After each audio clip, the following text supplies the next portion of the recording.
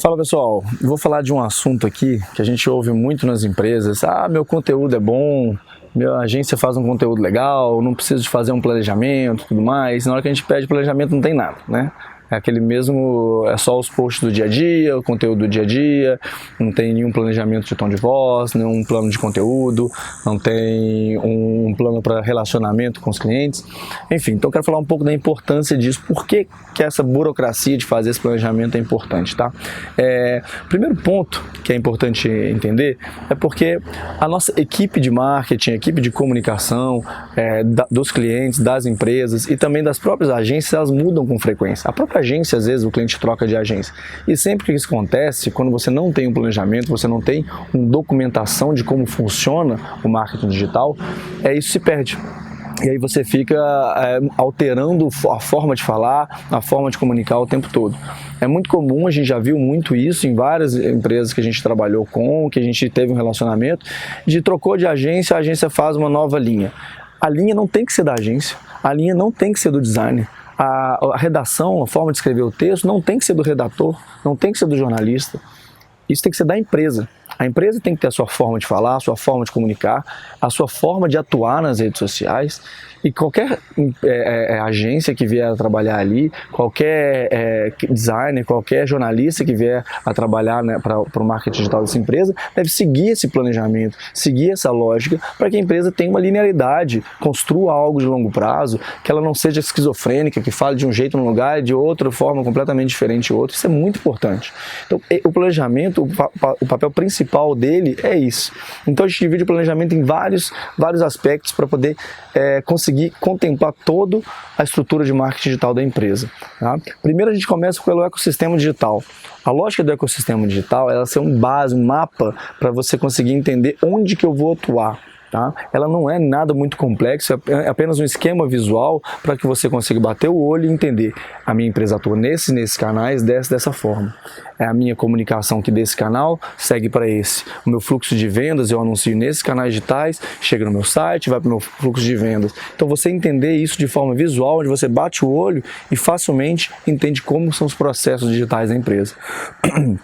No segundo momento, a gente trabalha com o plano tático. O plano tático é para a gente entender o seguinte: eu tenho todos esses canais, quais são os meus canais prioritários, qual a relevância de cada canal, qual é o esforço que eu tenho que fazer em cada canal, porque se eu não tiver recursos, seja humanos ou seja financeiros, para atuar em todos esses canais, eu tenho que eleger quais são os principais, quais são os mais relevantes, onde eu vou conseguir maior resultado. Então, essa primeira priorização é bastante importante. E depois a gente entra no nível de detalhamento de cada um desses canais, de qual a vocação. Facebook, Instagram, Google, aplicativos, sites de terceiros, marketplace, enfim, todos os canais digitais que você vai atuar, tem que ter uma documentação, como se fosse um mapa, explicando qual que é o objetivo daquele canal, quais são as principais métricas que a gente deve acompanhar, quais são os atributos da comunicação e do relacionamento que eu vou ter com o cliente nesse canal, e um mapa, um roadmap trimestral de que eu vou executar em cada trimestre. A gente faz isso porque é impossível você querer fazer tudo ao mesmo tempo. A gente brinca que uma mulher faz um filho em 9 meses, mas 9 mulheres não fazem um filho em um mês. Então não adianta você querer fazer tudo de uma vez. É preciso ter um processo para que aquilo vá amadurecendo, até para você testar. Porque o digital ele muda constantemente, ele é muito importante ter testes. Então essa é a nossa forma de trabalhar. A gente divide por trimestre. No primeiro trimestre eu vou executar essas ações, no segundo trimestre essas ações, no terceiro essas, no quarto essas, durante um ano, para a gente entender a evolução daquele canal. Isso para cada canal individualmente, tá? Cada canal tem a sua forma de falar completamente individual. Depois do plano tático, a gente vai para o manual de conteúdo. O manual de conteúdo é onde eu entro em o que eu vou falar nesses canais. Que tipo de coisa eu quero comunicar nesses canais? Como é que vai ser a forma de eu falar nesses canais? Então, a gente agrupa alguns canais que vão ter o mesmo tipo de conteúdo, alguns outros tipos vão ter que ter um manual de conteúdo diferenciado. Por exemplo, o que você vai falar no blog não é a mesma coisa que você vai falar no Instagram, o que você vai falar no LinkedIn não é a mesma coisa que você vai falar no Facebook. A gente já viu muitas pessoas que compartilham tudo igual. Alguns canais, ok, isso até funciona, mas não pode ser para todos. Isso tem que ser pensado com calma. No momento que você definiu quais são os grupos de canais de comunicação, para cada um desses vai ter um manual de marca. O que é o manual de marca? Que tipo de tema eu vou trazer? qual a frequência de cada um desses temas e qual a forma que eu quero apresentar esses temas. Por que isso é importante? Se você não tem isso definido, documentado, você tem dois problemas. Na sua pauta do dia a dia, você não vai conseguir seguir isso à risca e você vai acabar muitas vezes falando de um assunto só. Já vi muitos casos disso. Cheguei lá, tem um mês que o cliente só está falando de um assunto, que é um produto novo que ele lançou e só fala daquilo.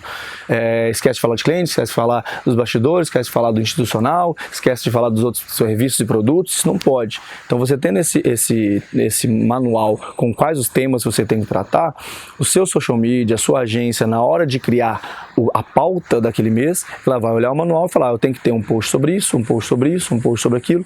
A gente sempre deixa alguns coringas também, porque a gente sabe que tem assuntos que surgem de última hora, mas é importante ela ter esse mapa para garantir que você está falando de tudo um pouco, você está contemplando todos os assuntos que você precisa falar e levando realmente as informações relevantes para os seus clientes.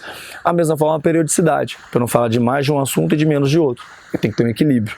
E por último, a forma de falar. Então, como é que a gente quer? Qual vai ser o apelo visual? Vai ser mais fotografia? Vai ser texto? Vai ser um esquema de desenho? Um esquema de infográfico? Como é que você vai traduzir aquele conteúdo? Então, a gente coloca exemplos reais para que isso fique fácil. Isso também é importante para caso tenha troca de um designer, troca de um redator, ele entenda qual que é a forma de você apresentar aquele conteúdo e não tenha uma disrupção no que você está falando. Você está falando de um assunto de uma forma, trocou o designer, trocou a agência e de repente você começa a falar de uma outra forma. Isso não pode acontecer. Então é importante ter toda essa linearidade no planejamento e esse manual ele serve muito para modular isso. Tá?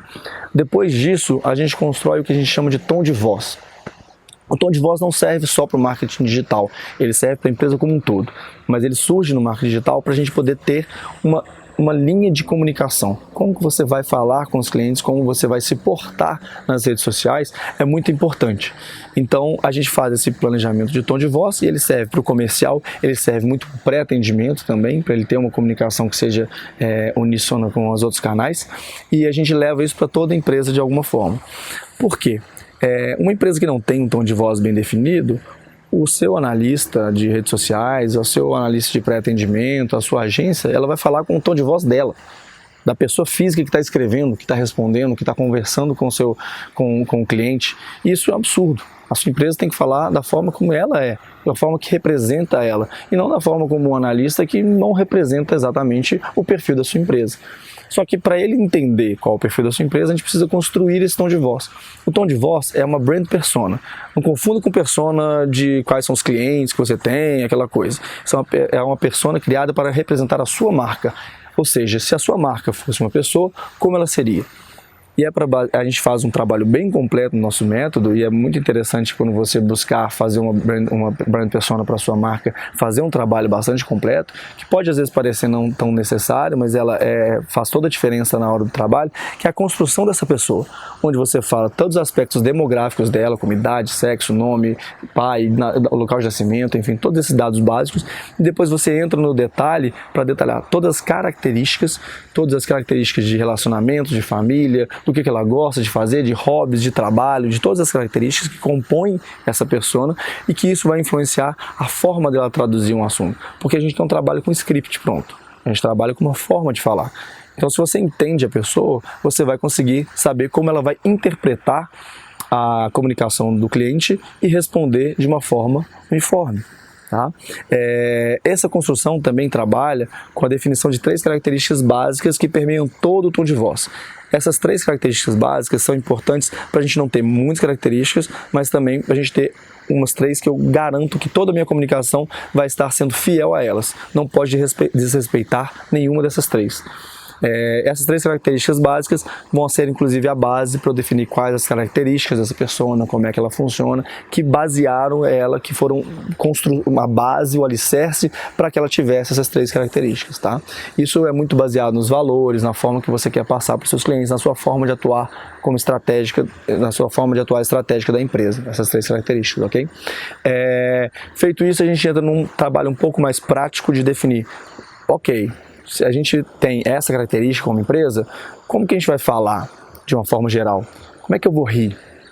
nas redes sociais? Eu vou usar emoji, não vou usar emoji? Como é que eu falo com o pessoal? Galera, pessoal, tudo bom? Vocês? Como é que funciona essa forma de falar? Quais são os jargões típicos da minha empresa? E até a gente define uma lista de palavras, que é vivo, que isso vai sendo construído ao longo do trabalho, mostrando, ao invés de usar essa palavra, que tipicamente se usa, eu vou passar a usar essa palavra, porque ela funciona melhor para o meu segmento. Então, por exemplo, quando a gente lida muito com construtoras de Minha Casa Minha Vida, ao invés de eu falar empreendimento, que é uma palavra que não é muito bem recebida para esse público, é uma palavra que talvez eles não entendam profundamente o significado dela, porque eu não falo casa própria, apartamento, eu não falo algo que comunique melhor com esse público. Em vez de, quando eu lido com o público ACC, em vez de usar palavras muito rebuscadas, como confira, como coisas assim que não falam com esse público, por que não usar palavras mais do linguajar padrão, onde as pessoas vão entender melhor? Então, nosso objetivo com o tom de voz é acertar a comunicação completa desse cliente. Então, a gente tendo definido o mapa do ecossistema, a gente tendo definido o plano tático, o manual de conteúdo, o tom de voz, você já tem uma estrutura básica para trabalhar. Depois, a gente também trabalha o plano de relacionamento, que é, na hora que eu estiver tratando o cliente, o que eu tenho que fazer em cada situação. Ou seja, se é uma crítica, como que eu atuo? Eu respondo, eu não respondo, eu levo para algum departamento, eu não levo, se é crítica financeira, de departamento de atendimento, se é uma crítica do produto, do meu serviço, enfim, a gente define todos os tipos de comunicação que pode ter, críticas, elogios, se você tem alguma sugestão e como atuar em cada uma delas, o que fazer em cada uma delas, como classificar, porque aí você começa a ter dados de como é que está o relacionamento, como é que está a qualidade do seu relacionamento no digital e você consegue também seguir um padrão caso você tenha pessoas novas entrando na equipe, mais pessoas entrando na equipe, ok? Então, espero que a gente tenha mostrado um pouco do apanhado geral do planejamento digital e como que ele é importante para a sua empresa de ter estruturado. Ele, a princípio, pode parecer uma coisa não necessária, mas no longo prazo, para a estratégia da empresa, ele faz toda a diferença, ok? Falou, valeu, é nóis!